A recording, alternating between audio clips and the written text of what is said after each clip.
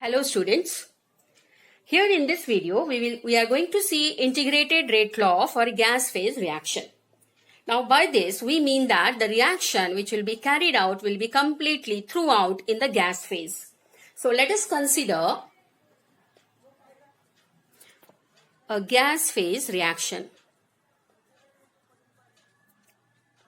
where A goes to B and C. Here I will mark the physical states as gaseous. Now as I am considering the reaction in the gaseous phase, we won't be considering the active masses or the molar concentrations of the reactants or the products. But instead we will be considering the partial pressure of individual species. Now what is partial pressure? Partial pressure is the pressure which is exerted by the gas molecule if it alone occupies the entire volume. In short, to the total pressure, whatever is the individual contribution of every species, that is called its partial pressure. So let us start for the derivation. Here, initial pressure, that is when time is equal to 0, I will consider this for this reactant as Pi, as the reaction does not take place when the time is 0. So I'll mark this as nil and nil. But as the time passes, let us call this as final pressure. After some time when you observe this, when time is equal to T, and this partial pressure will be Pi minus X if this is X and X. Means the reaction has proceeded. Now students, what will be the total pressure? Total pressure at time T. Let us call this total pressure as P. So this will be equal to total of Pi minus X plus X plus X. So let us write that. It will be Pi minus X plus X plus X. So I will cancel this and this. So what is total pressure is equal to Pi plus X. So this is what you got. I'm just rearranging this equation, that is X is equal to P minus Pi. Now what is P here? P is the total pressure.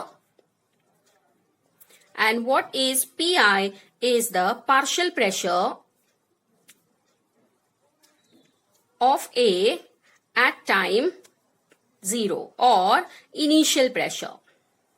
Right students? So this is what we got this equation. Let us mark this as equation 1. Now pressure of A, let us see the pressure of A at time T. What is that? When time is T, what is the pressure of A? It is Pi minus X. So let us write partial pressure of A at time T is Pi minus X. But X is equal to P minus Pi. That is from equation 1. So let us substitute the value of X from this equation A here. So let us see what you get. So Pa is equal to Pi minus P minus Pi. So let us solve this.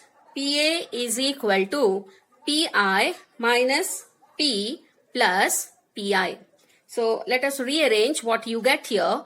Pa is equal to 2Pi minus P.